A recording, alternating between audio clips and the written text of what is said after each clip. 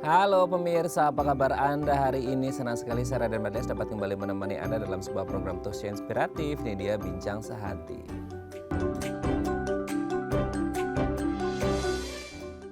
Ya pemirsa, sebelum kita membahas tema kita hari ini, izinkan saya Raden Madias dan juga seluruh tim dari Bincang Sehati Daya TV mengucapkan Selamat Hari Raya Idul Adha 1444 Hijriah. Minal aidin wal faizin ya. Oke, nah ngomongin tentang Lebaran, itu kan pasti akan ada banyak yang makan enak ya hari ini gitu ya. Tapi apapun itu kalau kita ngomong makan, itu sebenarnya tidak hanya yang enak-enak ya, tapi yang sehat. Karena kesehatan itu adalah investasi yang sangat amat penting. Seperti tema kita hari ini. Kalau kita pernah mendengar tiroid gitu ya atau kelenjar tiroid, ini adalah satu kelenjar yang memproduksi ya, tugasnya itu memproduksi hormon atau hormon tiroid yang memang berfungsi untuk mengendalikan sistem metabolisme dalam tubuh kita. Nah ini kalau nggak salah ya posisinya itu ada di leher bagian depan bawah gitu ya. Nah ini bentuknya kalau nggak salah kayak butterfly gitu ya, kayak kupu-kupu. Nah memang segala sesuatu itu tidak boleh kekurangan, tidak boleh kelebihan. Begitupun dengan tiroid ini sendiri. Kalau produksinya berlebihan hormonnya atau kekurangan, itu justru yang bisa menyebabkan gangguan kesehatan pada tubuh kita. Terus gimana sih cara mengatasi gangguan kesehatan yang terjadi pada kelenjar tiroid yang semestinya harus menciptakan atau memproduksi hormon tiroid yang berguna untuk kesehatan tubuh kita? Inilah topik yang akan kita bahas hari ini ya. Oke, ngomong-ngomong tentang kelenjar tiroid, kita akan membahas terlebih dahulu ya beberapa mitos atau fakta seputar kelenjar tiroid. Oke, kita lihat yang pertama pemirsa ya. Rumput laut katanya baik untuk kesehatan tiroid.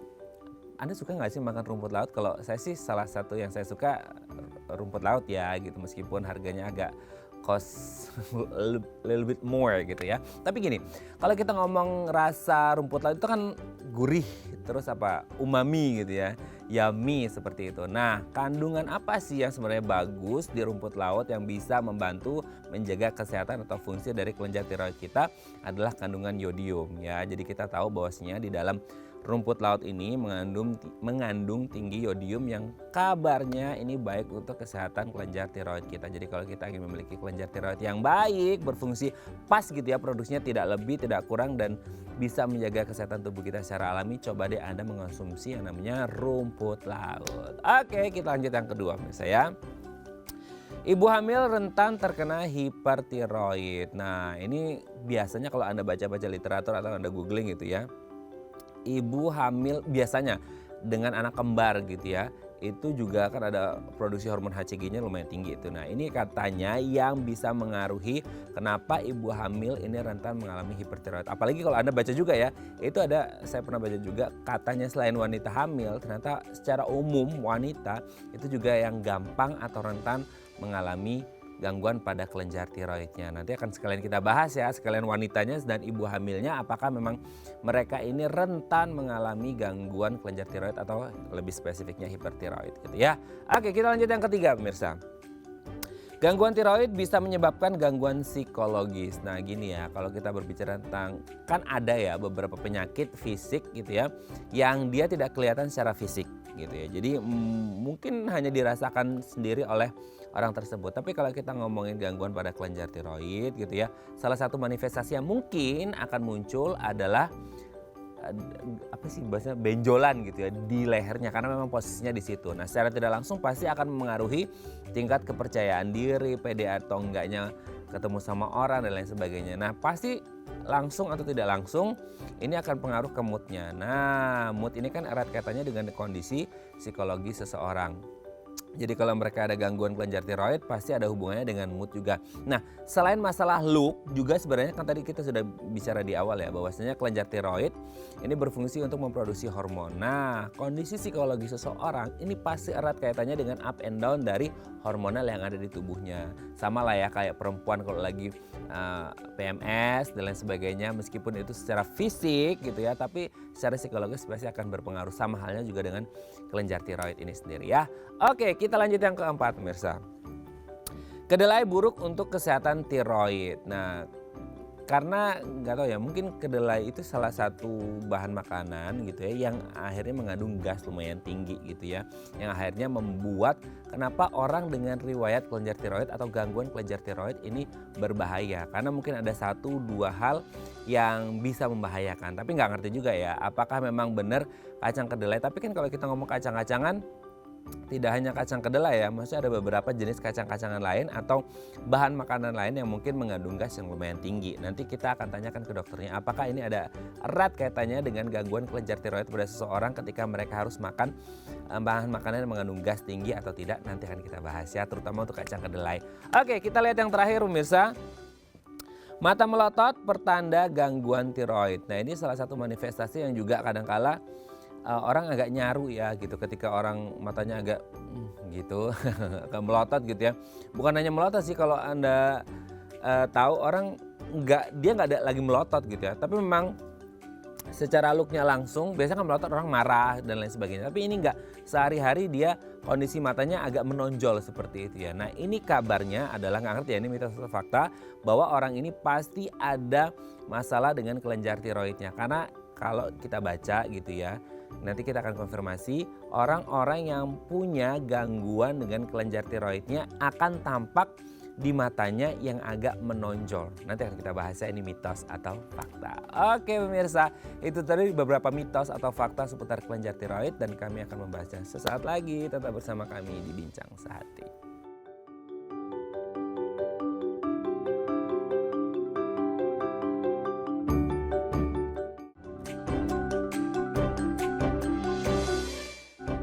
Baik, karena masih bersama kami di Bincang Sehati. Tadi di segmen sebelumnya kita sudah membahas ya, ada beberapa mitos atau fakta seputar kesehatan kelenjar tiroid yang kayaknya udah sering kita dengar di sekitar kita. Nah, untuk mengonfirmasi apakah ini beneran fakta atau cuma mitos belaka, telah hadir bersama kami di studio Bincang Sehati ada Dr. Ardianto Sucinta SPB, dokter spesialis bedah umum dari Rumah Sakit Sumber Waras Jakarta. Selamat pagi Dr. Ardi, apa kabar dok? Baik, selamat pagi Mas Raden. Sehat ya dok ya? Sehat selalu. Selamat datang di Bincang Sehati ya. Iya. Oke, dok, hari ini kita akan membahas seputar kelenjar tiroid gitu ya. Tapi sebelum kita bahas gimana sih cara mengatasinya, kita bahas terlebih dahulu ada beberapa mitos atau fakta yang kayaknya udah sering kita dengar di masyarakat kita gitu ya. Yang pertama adalah rumput laut katanya bagus nih untuk kesehatan kelenjar tiroid kita. Kan kalau rumput laut ini, kalau kita nggak ngomongin tiroidnya ya, ini kan satu jenis makanan yang enak gitu ya, gurih, umami dan lain sebagainya. Bahkan produk turunannya pun banyak yang untuk jadiin ini dan itu gitu ya. Nah, sementara kalau hubungannya dengan kelenjar tiroid, ada nggak sih efeknya? Atau sebenarnya ini cuma mitos belaka antara rumput laut dan juga kesehatan kelenjar tiroid kita, dok? Oke, baik. Jadi kayak rumput laut itu sebenarnya fakta ya untuk bagus untuk tiroid, karena rumput laut itu mengandung untuk zat yang namanya yodium. Yodium itu bagus untuk perkembangan atau stimulasi hormon ya tiroid, pembentukan hormon tiroid. Oh, oke. Iya. Berarti sebenarnya tidak hanya rumput laut ya, dalam artian ketika kita ngomongin ada beberapa jenis makanan yang mengandung yodium, itu juga sebenarnya bagus untuk kelenjar tiroid kita atau gimana? Ya, jadi emang makan makanan yang mengandung yodium yang bagus untuk kesehatan tiroid. Ya sebenarnya bukan rumput laut juga, mungkin makanan laut ya. Jadi Betul. makan laut itu bagus untuk perkembangannya. Nah, jadi bukan hanya rumput laut sebenarnya gitu ya, tapi maksudnya ada beberapa jenis makanan yang dari laut atau pokoknya intinya mengandung yodium tinggi, ini baik untuk kesehatan tiroid kita. Tapi sebenarnya quote and quote lagi ya dok ya, dalam artian bagus sih yodiumnya, tapi juga nggak boleh over juga nggak sih ketika oh itu yodium bagus, rumput laut bagus buat tiroid, artinya makan banyak-banyak itu juga bisa pengaruh buruk atau nggak apa-apa juga sih, banyak juga nggak apa-apa gitu? Ya sebenarnya kan balik lagi ya, semua makanan ya bukan masalah untuk yodium, tapi kalau kita harus ada batasnya, namanya sesuatu yang berlebihan pasti tidak baik. Oke. Pokoknya ada batas pasnya lah gitu ya untuk konsumsinya, tidak kelebihan, tidak kekurangan juga gitu ya. Oke, berarti fakta ya. Oke, kita lanjut yang kedua. Katanya ibu hamil itu rentan mengalami hipertiroid. Nah, apalagi aku pernah baca juga katanya apalagi untuk ibu hamil yang hamilnya itu dia anak kembar gitu. Karena ada hormon-hormon tertentu yang tercipta atau terproduksi, akhirnya mereka rentan mengalami hipertiroid. Benar nggak sih dok, ketika ada ibu hamil ini adalah satu jenis atau golongan yang rentan mengalami hipertiroid? Ya, kalau ibu hamil rentan terkena hipertiroid itu mungkin sebenarnya ibu hamil itu sebelum hamil bisa saja sudah mengalami Ada riwayatnya gejala, ya? iya, gejala kelainan hormon tiroid yang mungkin bisa saja tidak rasakan. Tapi kalau dengan hubungan hipertiroid dengan ibu hamil itu bisa meningkat karena pada ibu hamil kan ada hormon HCG. HCG yang meningkat itu apalagi tadi dibilang hamil kembar. Hamil kembar itu bisa HCG pasti lebih tinggi. Nah, HCG itu bisa menstimulus hormon tiroid jadi lebih tinggi. Jadi kondisinya bisa menjadi hipertiroid. Oh, oke. Apakah itu berlaku untuk semuanya? Maksudnya berarti kalau kembar kan dia lebih tinggi produksinya gitu ya. Berarti kalau yang tidak kembar rendah atau berarti di posisi yang aman atau tetap aja juga harus diwaspadai ketika ibu hamil gitu? Ya biasanya jadi kejadian untuk itu bukan semua ibu hamil ya jadi pasti terkena hipertiroid. Tapi memang risiko itu bisa meningkat kalau memang posisi ibu hamilnya mungkin bayi kembar. Ya walaupun nggak semua yang ibu hamil kembar pasti hipertiroid. Nah, tapi memang ada risikonya lebih tinggi. Oke. Tapi mungkin nggak sih dok dalam artian kalau sebelum oke lah tadi kan ya gimana ya kalau ngomongin kayak di Indonesia gitu ya. Orang udah hamil juga sebenarnya jangankan periksa pas sudah hamil sampai lahiran pun kadang-kadang banyak nggak periksa gitu ya dok ya. Oke lah, let's say kita ngomongin ibu hamil yang periksa pas lagi hamil gitu ya. Meskipun sebelum hamil dia nggak pernah periksa prenatal consultation gitu ya. Nah akhirnya mereka ngerti nih setelah pas hamil ada riwayat hipertiroid atau ada riwayat tiroid gitu. Itu kan kemungkinan yang pas terjadi sebelum hamil karena memang nggak ngerasain gejala apa-apa gitu. Bisakah muncul ketika benar-benar kayak sebelum hamil nggak ada sama sekali tapi tiba-tiba muncul pas hamil itu bisa ya? Iya, karena kan tadi faktor dari hormon yang HCG itu, tadi ya? Iya, meningkat. Jadi ya memang kalau emang tadi itu pasti diperiksakan lab untuk pemeriksaan tiroidnya. Oke. Tapi ini bukan berarti bahwa semua ibu hamil yang ada hormon HCG-nya pasti akan mengalami hipertiroid. Enggak ya, ini case by case ya? Iya, cuma lebih resiko meningkat aja. Risikonya meningkat, tinggal kembali ke individunya masing-masing gitu ya dok ya? Karena betul. mungkin ada beberapa faktor X yang bisa mempengaruhi terjadinya hipertiroid gitu ya. Oke dah, kita lanjut yang ketiga ya. Mitos atau fakta gangguan tiroid itu katanya bisa menyebabkan gangguan psikologis. Nah, kalau nalarnya kita sebagai orang umum adalah satu mungkin dari looknya ya kan nggak tahu kelenjar tiroid itu mungkin orang nanti dikoreksi ya dok ya, nggak tahu namanya apa sih gondongan atau apa lagi itu yang belendung gitu ya. Jadi secara tidak langsung kan secara estetik looknya nggak bagus. Nah, mungkin ada pengaruh ke mood, nggak pede dan lain sebagainya. Itu satu sisi. Kedua adalah masalah hormon. Nah ini kan kalau ngomongin kelenjar tiroid kan memang pasti erat katanya dengan hormon dan mood kita, psikis kita salah satunya kan pasti dipengaruhi sama hormon. Itu ada kaitannya nggak sih antara mood dan juga tiroid? Baik, jadi tadi kan mungkin dibilang ada benjolan ya di leher. Tapi sebelum ada kelainan tiroid itu bisa saja memang bukan dari ada benjolan ya. Tapi kan hormon tiroid itu kan yang tadi mempengaruhi metabolisme tubuh. Nah, jadi kalau contohnya gejala peningkatan hormon tiroid, hipertiroid. Nah, hipertiroid itu orang tuh mudah berkeringat, terus berat badan turun, ya kan, terus jantung berdebar, pasti kan secara tidak langsung tidak nyaman, ya. Baik lagi kalau kebalikannya, kalau penurunan hormon tiroid, hipotiroid, nah hipotiroid juga orang cepat lemas, ya, peningkatan berat badan, ya, jadi ya pasti mood dari psikologisnya nggak baik, ya kurang lah ya, pasti nggak stabil gitu. Nah untuk hubungan dengan benjolan leher, ya kalau orang bisa melihat pasti kan secara kosmetik orang kan memperhatikan gitu kan. Iya, jadi kayak ya pasti ada perubahan, mungkin kurang percaya diri itu juga bisa gitu. Jadi ada berhubungan ya antara hormonnya juga dengan benjolan juga yang di leher muncul. Betul ya. Oke, jadi sedikit banyak pasti ada pengaruhnya. Ada gitu, pengaruhnya. Ya? Oke, kita lanjut yang keempat, kedelai. Padahal ini enak banget ya, tapi katanya nggak bagus nih untuk tiroid kita. Ada hubungan nggak sih dok? Mungkin kayak kita kalau ngomongin kedelai itu kan kacang-kacangan dan beberapa jenis makanan yang lain yang mungkin mengandung gas tinggi gitu. Tapi nggak ngerti ada hubungan dengan itu atau nggak sih kedelai dan tiroid? Kedelai itu termasuk makanan yang kita bilang itu mengandung goitrogenik, satu goitrogen. Jadi goitrogen itu emang yang istilahnya itu jelek untuk perkembangan hormon tiroid. Jadi dia menghambat untuk pembentukan fusinya, jadi memang tidak baik. Jadi emang betul itu fakta. Jadi sebaiknya ya nggak boleh, bukan nggak boleh sama sekali, tapi ya harus batasin. Apalagi orang memang sudah menderita kelainan hormon tiroid, jadi sebaiknya dihindarkan. Oh, berarti ini berlaku tidak hanya untuk orang yang punya riwayat ya, tapi dalam artian secara umum orang kalau makan kedelai terlalu banyak juga bisa mengganggu hormon tiroidnya. Hormon gitu tiroid, ya kalau terlebihan ya balik lagi kan kalau berlebihan tidak baik. Ya. Oke. Apalagi yang sudah punya riwayat gitu ya, harus bukan dihindari juga sih. kan tetap ada manfaatnya ya, tapi maksudnya tidak secara berlebihan juga gitu ya. Oke dok, kita lihat yang terakhir ya. Mata melotot katanya ganggu, ini pertanda gangguan tiroid juga, betul nggak sih dok? Gangguan tiroidnya kalau mata melotot itu lebih ke peningkatan hormon tiroid. Jadi kasus-kasus pasien yang menderita hipertiroid. Tapi pasien hipertiroid itu ada yang khusus, yang matanya melotot atau kita sebutnya exophthalmos. Itu nama penyakitnya Graves' disease. Nah itu lebih khusus ke Graves' disease, itu matanya melotot. Tapi kalau orang yang hipertiroid bukan Graves' disease biasanya sih nggak sampai melotot ya. Oke. Terjawab sudah mitos faktanya, nanti kita lanjut lagi ngomongin tentang kelenjar tiroid ya dok ya, di segmen selanjutnya. Oke pemirsa, kalau Anda punya pertanyaan seputar tema kita hari ini, boleh ya tanya-tanya di 021 290 3244 atau DM Instagram kami di @theifamily. Kami akan kembali saat lagi.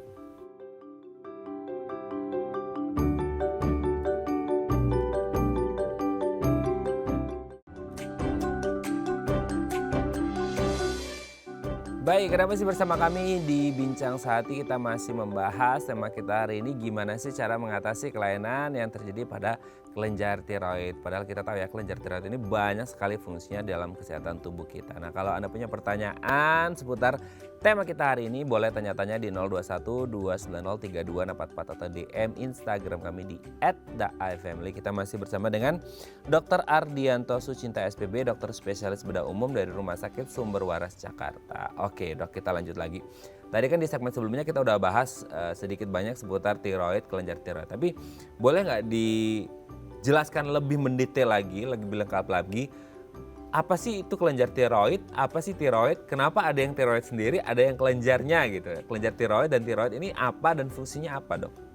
Oke, baik. Jadi emang tiroid itu kelenjar ya, kita sebutnya emang kelenjar tiroid itu secara letak atau anatomi itu berada lokasinya di leher bagian depan ya. Dia ada dua buah kanan kiri. Ya, kalau laki-laki pria ya biasanya di bawah jakun. Di bawah jakun? Iya, letaknya gitu. Dia ada kanan tapi kiri. Dua ya, tetap kanan kiri? Dua, kanan kiri. Ya, tengahnya ada namanya isthmus buat ya antara bagian kanan dan kirinya. Gitu. Tapi memang dia nggak kelihatan ya dok? Dari luar tuh benar-benar nggak kelihatan ya? Kalau nggak membesar tidak kelihatan. Kalau dia ada pembesaran bisa terlihat. Tapi kalau kita raba gini nggak ada kerasa, maksudnya kayak tulang kan kerasa tulang gitu, itu nggak ya gitu? Nggak gitu kerasa memang karena kan kecil. Oke. Terus fungsinya dia apa sebenarnya? Kenapa dia ada dua di situ dan ada di posisinya di leher gitu? Ya, untuk tadi mungkin udah dibahas ya, tiroid itu fungsinya untuk menghasilkan hormon tiroid. Nah, hormon tiroid itu fungsinya untuk metabolisme tubuh kita. Ya, contoh mungkin kita makan, ubah makan itu menjadi energi kita. Atau juga bisa mengatur suhu tubuh kita. Jadi memang bisa buat pertumbuhan dan perkembangan kita. Oke. Nah, sering juga kan kita dengar bahwasanya ini kita mulai dari yang simpel dulu ya. Tadi di segmen sebelumnya sempat kita bahas juga gitu ya. Orang menganggap kayak apa dok sebetulnya gondokan gitu. Pokoknya itu yang belendung. Karena kebetulan kan kelenjar tiroid ada di leher gitu ya. Terus kemudian gondokan itu terjadinya juga di sini juga. Itu dalam artian tadi dokter Ardi kan menyebut kalau nggak terjadi apa-apa sih nggak bisa kita raba, nggak kelihatan gitu. Kecuali dia ada pembengkakan dan akhirnya menonjol. Nah itu manifestasi dari gangguan kelenjar tiroid juga salah satunya mungkin nggak sih? Ya, jadi kalau pembesaran kelenjar tiroid, jadi ada benjolan ya, gitu kita bisa juga sebut nodul gitu. Nah itu sebenarnya bukan berarti bahwa hormonnya itu terganggu. Jadi nggak selalu dia hipertiroid atau hipotiroid, jadi ada besar juga gitu. Jadi itu bisa saja labnya normal, tapi ada benjolan. Ya, kita sebut sebenarnya kalau tiroid kelenjar tiroid yang membesar tuh gondok. Yang gondok itu. Cuman kalau yang tadi mungkin disebut gondongan tuh beda lagi. Dia kan, iya, mungkin mams atau parotis ya kelenjar pembesarannya. Jadi beda. Beda gitu. ya. Mirip tapi beda. Mirip tapi beda gitu ya. Serupa tapi namanya sama, doang. Namanya doang ya. Nah, itu kadang agak nyaru di masyarakat. Berarti gondongan di sini, gondokan di sini gitu ya. Oh iya betul. Berarti karena gondokan itu dia kurang yodium ya. Kurang yodium gondok betul. Makanya tadi perlu makanan yang mengandung yodium.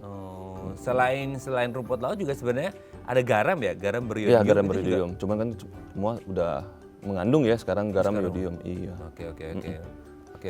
Oke. Nah, kan ada beberapa istilah kalau kita ngomongin kelenjar tiroid ya dok ya. Ada yang ngomongin hipertiroid, paratiroid dan lain sebagainya gitu. Ada beberapa penyakit nggak sih yang hubungannya dengan kelenjar tiroid di gangguan kesehatannya gitu dok? Kelainan kelenjar tiroid itu yang tadi ya, peningkatan hormon tiroid kita sebut hipertiroid, kalau penurunan kita sebutnya hipotiroid. Hipotiroid. Iya. Oke. Nah, ini kondisi yang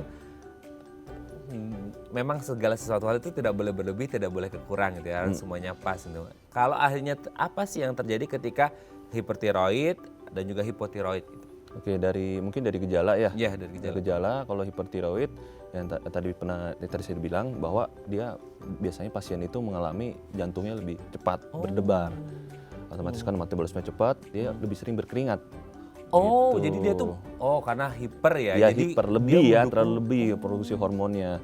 Jadi jantung berdebar, berkeringat. Ya karena metabolisme cepat, ya terjadi penurunan berat badan. Biasanya cukup drastis. Gitu. Ya balik lagi, sedangkan kebalikan yang kalau turun yaitu pasien lemas ya, mudah cepat lelah. Mungkin dari pencernaan juga bisa terdapat gangguan pencernaan, ya mungkin susah buang air besar atau konstipasi gitu. Ada juga, dan terakhir yaitu berat badan bisa lebih naik. Jadi gemuk. Oh gitu. Iya, Karena metabolisme lebih nggak lancar. lambat. Iya. Oh, oke. Itu pengaruh juga nggak sih? Mungkin ini agak nyerempet dikit ya dok ya. Kan ada, sorry kalau nggak nyambung gitu. Tapi Iya, ada iya. orang itu yang kayak, sorry ya, pupnya itu bisa berapa hari sekali. Itu kan metabolisme juga nggak lancar. Itu efek dari hipotiroid ini kah? Atau sebenarnya mungkin ya tidak hanya hipotiroid, mungkin ada beberapa kasus penyakit yang lain gitu. Iya, kalau bicara sulit buang air besar ya, konstipasi bisa beberapa hari. Iya, jadi mungkin ya bukan berarti dia hipotiroid ya, tapi kan itu tergantung dari pola makan kita gitu. Mungkin kurang serat, kurang aktivitas, kurang berolahraga, itu mempengaruhi sistem pencernaan kita, peristaltik dari ususnya itu. Gitu. Jadi bukan karena hipotiroid sih ya. Bukan ya? Bukan ya. Tidak selalu, wah ini pupnya agak lambat nih, orang mah setiap hari dia bisa 3-4 hari sekali. Nggak harus langsung di-judge diagnosis, oh ini pasti hipotiroid, enggak juga gitu bukan ya. dari itu. Mungkin ada beberapa kasus yang lain, mungkin kurang serat dan lain sebagainya. Oke, nah kalau akhirnya terjadi hipertiroid dan hipotiroid, ini kan tidak semua orang mengalami hipertiroid dan hipotiroid. Dalam artian mereka produksi tiroidnya di kelenjar tiroidnya kan berarti normal gitu ya dok, ya dalam batas normal gitu. Nah kenapa sih ada orang yang akhirnya mengalami hiper dan hipo gitu? Mungkin ada faktor-faktor apa yang akhirnya entah itu dari genetika atau pola makan, pola hidup dan lain sebagainya akhirnya mengaruhi kenapa orang bisa hiper dan hipo gitu. Oke, jadi kalau mempengaruhi kita bicara untuk faktor resiko ya berarti ya. Iya. Iya, faktor resiko memang bisa ada faktor keturunan ya. Tapi sebenarnya lebih ke ada benjolan ya umumnya ya. Itu lebih faktor tuh ada faktor resikonya karena turunan atau genetik. Bisa ada riwayat paparan radiasi waktu kecil umumnya. Terus bisa juga karena yang tadi kekurangan iodium. Oke. Kalau genetik itu kan ada banyak ya dok ya, maksudnya penyakit-penyakit yang ngomongnya faktor risiko salah satunya adalah genetik gitu ya. keturunan. Meskipun memang ada bahasa umumnya mungkin bibitnya gitu ya. Nah tergantung bibitnya ini mau dipupukin atau enggak, dalam artian hal-hal yang negatif, hal yang tidak baik, yang tidak sehat lah seperti itu. Nah kalau untuk tiroid ini sendiri kalau sifatnya genetik dia pasti akan mengalami nggak sih dok? Atau sebenarnya punya bibitnya, tergantung nanti ke depannya. Entah dia kurang makan yodium mungkin dan lain sebagainya, itu bisa pengaruh ke situ gitu. Ya kalau dari genetik atau keturunan ya itu memang faktor risiko lebih meningkat. Tapi bukan berarti bahwa Akan mengalami. bahkan mengalami. Itu kan tergantung pola hidup kita sehari-hari. Jadi orang misalnya mungkin orang tua ya lebih ada sakit ini belum tentu anaknya masih kena gitu. Ya kalau kita pola hidup sehat ya itu kan pasti bisa mencegah lah. Cuman memang untuk faktor risiko itu lebih tinggi. Iya. Oke. Gitu. Tergantung pola hidup kita yang sekarang sehat atau enggak, Ya. dan mata rantainya itu bisa diputus gitu ya. Iya. Meskipun sebenarnya masih ada sisa-sisa karena dia sifatnya genetik gitu ya. Iya. Nah kalau paparan radiasi tadi ini, soalnya sekarang itu banyak orang lumayan pintar dalam artian mengidentifikasi, mendefinisikan kata radiasi ya. Entah kita pakai gawai atau di dekat menara BTS gitu ya, provider internet dan lain sebagainya, itu radiasi. Dalam artian radiasi apa? Sehingga orang kayak, oh dok, kayaknya aku udah deket ini, itu pengaruh nggak juga sih ke kesehatan kelenjar tiroidnya gitu? Radiasi yang seperti apa gitu? Apa radiasi yang orang bekerja di nuklir dan lain sebagainya itu dok? Ya kalau di konteks untuk radiasi umumnya bisa aja dari faktor paparan lingkungan ya. Tapi kalau yang lebih umum untuk di tiroid itu biasanya ada mungkin waktu saat kecil tuh ada paparan radiasi memerlukan terapi radiasi, radioterapi. Jadi mungkin pasien sakit-sakit tertentu yang waktu itu memerlukan radiasi di daerah kepala dan leher. Gitu. Resiko lebih meningkat memang. Oke, tapi tidak ada batasan dalam artian, oh orang yang sering rutin terpapar radiasi waktu kecil, pemeriksaan kesehatan dan lain sebagainya pasti akan mengalami gitu. Itu case by case lagi, tidak Case by semua case orang lagi, yang iya. terapi radiasi juga akan mengalami gitu ya dok ya? Iya, resiko meningkat saja. Risikonya meningkat sekali lagi seperti genetik tadi ya, Ya. tidak akan selalu mengalami tapi faktor risikonya ada gitu ya. Oke, nah untuk mengetahui bahwa orang ini mengalami gangguan dengan kelenjar tiroidnya, apakah itu hipertiroid atau hipotiroid, ada nggak sih maksudnya gejala yang kerasa? Karena kan kayak tadi ya, nggak akan tahu kalau belum dia menonjol gitu kan, membengkak dan lain sebagainya. Nah ada nggak sih gejala-gejala di awal yang kayak, oh ini kayaknya ada something wrong nih sama kelenjar tiroid saya gitu dok? Iya, balik lagi tadi gejala yang dirasain tuh bisa gejala yang hipertiroid atau hipotiroid. Nah, cuman kan mungkin orang nggak rasain ya, mungkin dipikir keringat ya aktivitas atau apa gitu ya. Tapi umumnya pasien tuh datang tuh dengan ada benjolan, walaupun kecil. Nah, cara taunya kan mungkin gini ya. Jadi kita kan biasa sering ngaca ya. Nah, ngaca kan pasti kita lihatnya ke wajah Bukan lebih sering. dok, kayaknya selalu Oh, selalu ya. Iya. Oke, jadi kan kita lihat ke cermin gitu, kita lihatnya wajah saja. Nah, cobalah sekali-sekali kita lihat, coba leher kita lihat gitu. Nah, ciri khasnya kalau memang benjolan itu dari organ tiroid, itu pas kita ngaca, coba ya ngelengak, kita coba menelan, dia biasanya benjolan itu bergerak ke atas saat menelan. Gitu ciri khasnya. Jadi kalau memang ada benjolan tuh, coba pasien suruh tenelan, dia tuh ikut bergerak. Nah, itu organnya dari tiroid. Gitu. Pas gitu ya? Ya kalau kecil sih nggak kelihatan juga ya, nelen terus juga. Cuman kalau udah mulai kelihatan tampak tuh biasanya itu dengan kita lihat. Dia dua-duanya muncul atau gimana? Atau Oh belum tentu, belum tentu. Biasanya satu sisi ya, unilateral biasanya. Gitu. Oke. Bisa juga dua-dua, tapi rata-rata muncul biasanya salah satu dulu. Oke, itu tapi benjolnya langsung gede atau ada kayak kecil-kecil ke gede-gede gitu? Ya dia kan pertumbuhannya ya kecil pasti makin lama dia semakin membesar gitu. Jadi nggak mungkin langsung cepet gede banget juga enggak gitu. Oke. Nah, yang jadi pertanyaan itu kemudian sebelum muncul benjolannya memang benar nggak ada kerasa sama sekali. Memang yang dirasakan nggak ada yang dirasakan. Tapi benar-benar kelihatan gitu. Bukan dirasakan tapi kelihatan benjol gitu.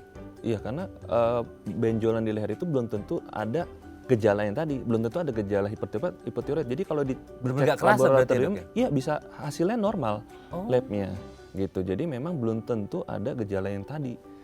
Oh. Jadi hanya bisa aja pasien datang dengan keluhan benjolan di leher bagian depan tanpa ada kelainan hormonnya. Sama sekali. Oke, Iya. berarti memang seperti yang tadi Dokter Adi sampaikan bahwasanya pasien datang dengan kondisi sudah ada benjolan karena sebelum benjolan itu muncul mereka benar-benar nggak ada rasa apapun gitu ya. Iya bisa saja nggak ada. Gitu. Karena labnya bisanya normal, jadi nggak ada tuh gejala hipertiroid atau hipotiroid itu. Waduh, ya, serem juga ya kalau udah tiba-tiba udah benjol, datang ke Dokter Ardi nih gitu, tahu tuh udah benjol karena sebelum benjol memang tidak ada rasa sama sekali gitu ya. Oke dok, nanti kita lanjut lagi ya di segmen selanjutnya ya. Oke pemirsa, kalau Anda punya pertanyaan seputar tema kita hari ini boleh ya tanya-tanya di 021 290 3244 atau DM Instagram kami di @daifamily. Kami akan kembali saat lagi.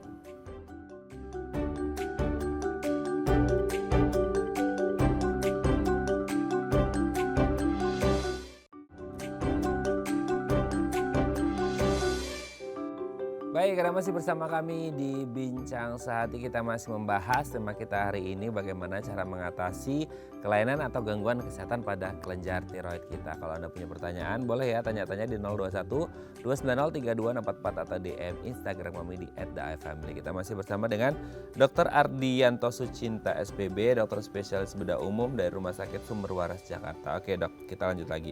Ya. Tadi sempat kita singgung, cuma belum lebih mendalam di segmen sebelumnya adalah tentang paratiroid gitu ya. Kalau kita ngelihat kelenjar tiroid dan paratiroid ini sendiri kan kalau kelenjar tiroid tadi sudah dijelaskan gitu ya, yang kalau emang ada masalah dia benjolan dia akan muncul, kita nelan dan lain sebagainya akan kelihatan. Itu pun kalau udah kelihatan baru datang ke dokter ya karena memang tidak ada kerasa sama sekali. Nah kalau paratiroid itu sama atau beda atau gimana? Oke, jadi kelenjar paratiroid ya. Kelenjar paratiroid itu sebenarnya letaknya tuh di belakang dari kelenjar tiroid. Kan tiroid kan kanan kiri ya. Nah itu letaknya memang ada 4 buah. Jadi di masing-masing itu atas bawah. Jadi atas kanan bawahnya kiri. tiroid? Iya, kanan kiri. Jadi di belakang lah, di belakangnya tiroid. Jadi ada 4 buah untuk kelenjarnya sendiri. Gitu. Ya kelenjar paratiroid juga ada fungsinya ya. Fungsinya kalau tadi tiroid menghasilkan hormon tiroid, ya T3 dan T4 tadi mungkin belum disebut ya. Nah, kalau untuk hormon paratiroid itu paratiroid menghasilkan hormon paratiroid yang fungsinya untuk mengontrol kadar keseimbangan kalsium dalam darah. Gitu. Oke, berarti kalau ada masalah sama tiroid bisa berefek pada paratiroidnya nggak sih dok? Atau bisa beda sendiri gitu? Jadi nggak selalu tiroid bermasalah, paratiroid bermasalah, itu enggak sih. Nggak. Tapi ya nggak berhubungan, maksudnya pasti ini jadi ini, walaupun letaknya berdekatan ya. Oke. Karena mungkin beda kasusnya gitu ya. Oke, nah sekarang kita ke pemeriksaan. Tadi kan dokter sudah menyebut, yang datang ke sini pasti datang udah posisi ada benjolan seperti itu ya. Nah, untuk mengidentifikasi bahwa ini beneran ada gangguan di tiroidnya, itu biasanya pemeriksaan dengan metode apa dok? Ya, pasien kalau datang tuh umumnya ya ke dokter bedah biasanya dengan ada keluhan benjolan di leher. Nah, benjolan di leher ya kita harus pastiin dulu ini bener nggak organnya dari tiroid. Ya cara mudahnya yang tadi orang itu diminta untuk menelan. Jadi kalau dia menelan, benjolan bergerak ke atas ya, bergerak ke atas saat menelan. Kemudian kalau kita lakukan pemeriksaan fisik ya kita raba bener nih dari tiroid. Langkah selanjutnya itu kita lakukan pemeriksaan penunjang ya, pemeriksaan darah, pemeriksaan laboratorium. Kita periksakan TSHS ya, thyroid stimulating hormone, dan juga FT4 ya. Jadi kita bisa melihat nih kira-kira pasien ini apakah ada gangguan hormon tiroid, apakah hipertiroid, apakah hipotiroid gitu. Kalau memang ada gejala itu ya mungkin kita bisa lakukan pengobatan dulu ya. Nah, kemudian kita lakukan pemeriksaan penunjang lagi, imaging seperti USG, ultrasonografi tiroid. Nah, setelah itu bisa juga kita lakukan pemeriksaan biopsi ya, biopsi mungkin seperti dengan jarum halus atau kita sebutnya FNAB, fine needle aspiration biopsi gitu. Oke, tadi dokter menyebut ini harus memastikan bahwa benjolan ini adalah tiroid. Memang selain tiroid ada yang bisa muncul benjolan di leher dok, yang akhirnya orang kayak selalu menilai ini tiroid, ternyata bukan gitu. Ya, kalau yang benjolan di leher, kalau di leher depan kan tiroid. Kadang-kadang kalau di samping tuh bisa aja ada timbul. Ya mungkin kelenjar getah bening ya, kelenjar bening. Atau yang tadi yang gondongan ya, mams, itu bisa saja. Jadi kan letaknya jauh ya jadinya ya. Gitu. Oke, tapi intinya kalau yang di depan, di bawah, kalau pria itu kayak di bawah jakun itu pasti udah 99% tiroid ya? Ya, umumnya tiroid. Umumnya tiroid gitu. Jadi kalau udah datang, dok ini di sini ada benjolan, udah bisa dipastikan itu, meskipun harus tetap menjalani screening gitu ya, pemeriksaan gitu ya. Nah, sekarang pertanyaan orang umum dok, sebenarnya kalau ada benjolan kayak tadi datang, karena kan kasusnya lagi-lagi ya, uniknya adalah tidak kerasa apa-apa, taunya pas lagi ngaca gitu ya, ada benjolan datang ke dokter. Yang jadi pertanyaan, itu benjolan, karena juga sudah disebut ini dari kecil ke besar gitu. Nah itu sebenarnya dia kayak kalau dipegang atau dipencet, itu dia keras kah atau lembut kah? Atau mungkin awalnya lembut, bukan lembut kenyal gitu ya. Terus kemudian lama-lama dia bisa mengeras gitu. Karena kan orang pikirnya, aduh takut tumor nih gitu kan, kanker apa segala macam karena ada benjolan. Karena orang paling takut karena sering baca tuh, hati-hati, waspadai jika ada benjolan di tubuh manusia. Wow, udah itu ya. Ketika ada benjolan langsung parno kan gitu. Nah itu dia keras atau lembut atau gimana sih dok? Ya, oke. Jadi balik lagi ke benjolan ya, atau tadi sebut tumor gitu ya. Jadi balik dulu, pengertian tumor itu sebenarnya sama dengan benjolan. Nah, tumor itu dibagi dua, jinak, bisa juga ganas. Nah, ganas ini mungkin ke arah cancer ya, kanker. Jadi kalau orang awam kan lihatnya, itu ada tumor tuh gitu. Kesannya jadi ganas ya, padahal enggak ya. Itu bisa juga jinak, bisa juga ganas.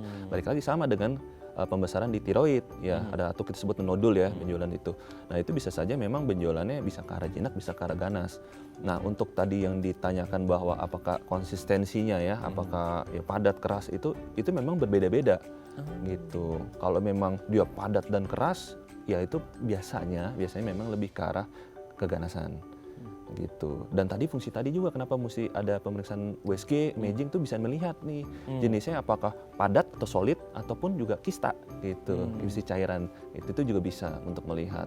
Jadi USG itu gunanya untuk satu organ tiroidnya benar atau dari situ terungkap, lihat konsistensi. Kedua lihat batas-batas ya, batas-batasnya. Kemudian juga bisa lihat kelenjar getah bening di sekitarnya.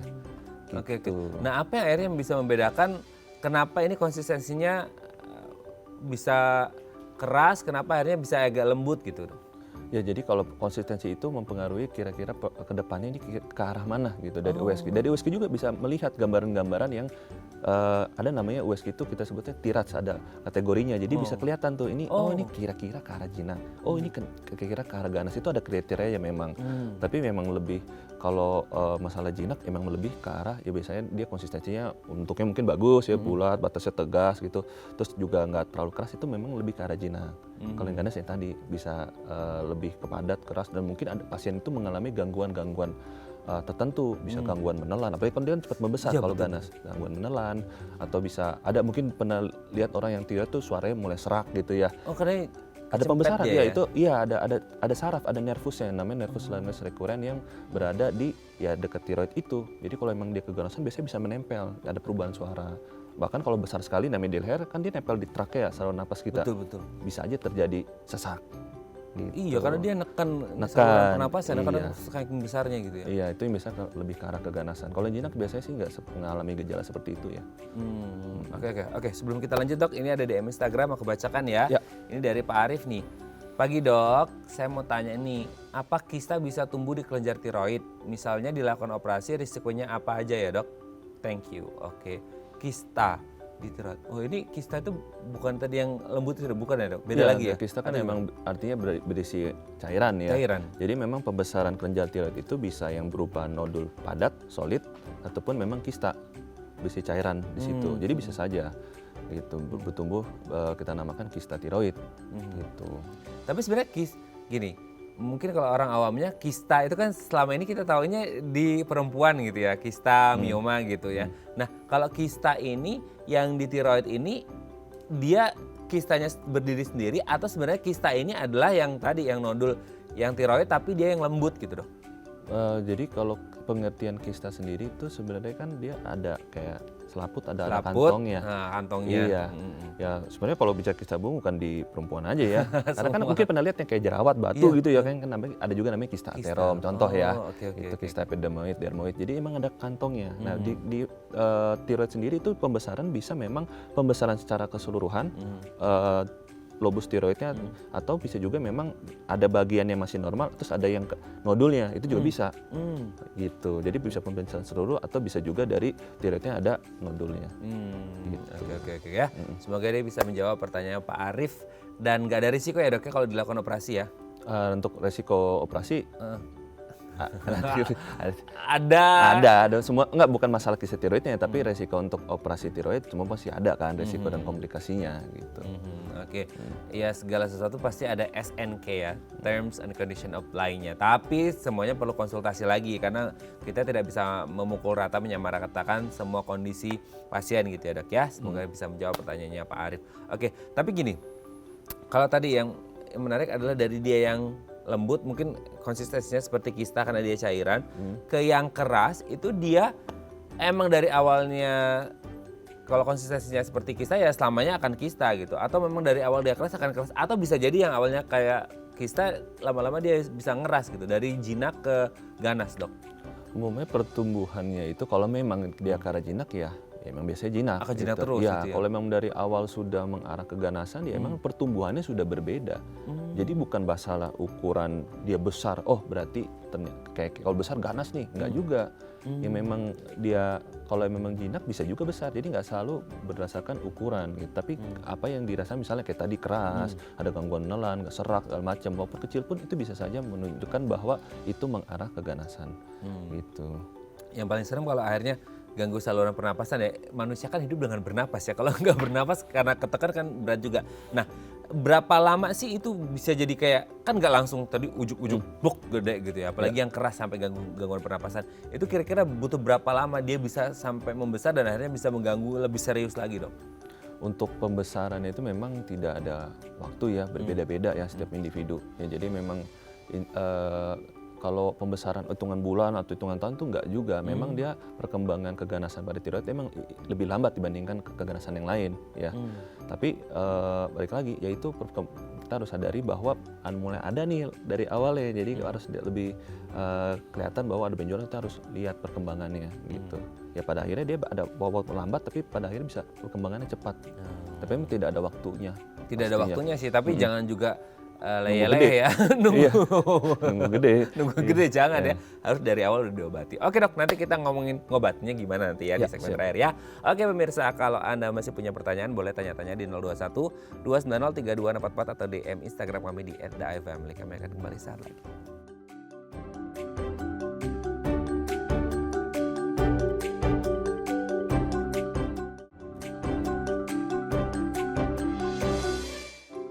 Baik, Anda masih bersama kami di Bincang Sehati. Kita masih bersama dengan Dr. Ardianto Sucinta SPB, dokter spesialis bedah umum dari Rumah Sakit Sumber Waras Jakarta, dan kita masih membahas seputar kesehatan kelenjar tiroid. Oke dok, kalau nanti akhirnya terjadi masalah dengan kelenjar tiroid sampai benjol dan lain sebagainya, apalagi sampai yang ini ya bahaya, yang jadi tumor ganas atau kanker sehingga benjolannya keras terus membesar sampai menekan sampai saluran pernapasan dan lain sebagainya. Itu biasanya tindakan apa yang dilakukan? Apakah ada tindakan langsung, ya udah surgery aja nih langsung diangkat atau gimana? Mungkin ada treatment yang lain kah? Iya, jadi kalau pasien datang dengan benjolan ya di leher, tadi kan awal cek lab dulu ya, cek hormon tiroidnya TSH atau FT4. Nah kalau memang dia terjadi peningkatan atau penurunan hiper atau hipotiroid, ya kita lakukan pengobatan dulu. Pengobatan dulu ya, kalau memang labnya ada kelainan ya, baiknya bisa saja benjolan itu mungkin mengecil ya. Tapi kalau memang ternyata hasil dari labnya normal dan ternyata dari kita udah lakukan USG, terus ada pemeriksaan biopsi seperti yang tadi FNAB dan misalkan jinak nih dan ukuran bisa kecil kurang dari 2 cm, itu kita bisa saja observasi dulu, tidak lakukan operasi. Tapi kalau memang dari hasil pemeriksaan klinis, terus USG, FNAB, ke arah keganasan, ya sebaiknya kita anjurkan untuk melakukan operasi. Gitu, untuk di tahap awal biar cepat ya lakukan tindakan. Nanti kan kalau misalnya keganasan itu kan hasilnya lebih pasti dari hasil patologi anatomi. Gitu. Oke. Tapi ada nggak dok satu kondisi kayak harusnya sebenarnya kalau untuk kasus yang seperti ini harus tindakan seperti ini, tapi karena mungkin si pasien ini kebetulan ada riwayat komorbid yang lain gitu, yang akhirnya kayak kayaknya untuk tindakan ini agak berat deh. Pernah nggak sih ada nggak kasus seperti itu hingga akhirnya harus cari cara lain nih selain mungkin surgery gitu? Ya, kalau memang terkadang kasus tertentu ya, dia pas benjolan udah besar sekali dan cenderung ke arah keganasan, dan kan setiap kita mau operasi kita ada kategori ini pasien bisa dioperasi atau tidak dulu, operable atau non operable. Terkadang kalau memang sudah besar sekali dan menempel ke struktur jaringan sekitarnya, misalnya pembuluh darah, misalnya menempel ke vena jugular atau arteri karotis, ya terkadang mungkin saja tidak bisa dilakukan operasi. Jadi mungkin bisa alternatif seperti ya itu radionuklir, itu juga bisa gitu. Tapi itu biasanya udah faktor keganasan cukup berat ya, mungkin dari penunjang lain apakah udah metastasis, itu bisa terjadi gitu. Oke. Tapi kalau akhirnya mungkin kan surgery diangkat gitu ya, kayak itu kan jadi kayak ya udah ini gangguannya langsung diangkat deh gitu kan, akar-akarnya sampai ke akar kan seperti itu. Itu tingkat keberhasilan untuk akan sembuh gitu itu bisa berapa persen sih dok? Nah jadi kalau benjolan misalnya ternyata jinak nih, itu contoh aja nih, misalnya benjolan ada di kanan atau kiri salah satu ya. Nah ternyata walaupun agak besar tapi ternyata dari pemeriksaan klinis lainnya jinak nih, tapi karena ya mungkin pasien juga gede nih, udah diangkat aja deh untuk lebih pastinya. Nah itu kalau emang hasilnya ternyata patologi anatomi jinak, ya sudah, kita nggak perlu angkat yang kanan. Misalnya tadi yang kiri nih misalnya, kita yang kanan ya kita biasanya kan hasilnya jinak nih. Nah tapi ya kita tetap observasi biar jangan sampai dia besar lagi ya. Kalau memang besar ya udah kita observasi, kita bisa edukasi ke pasiennya.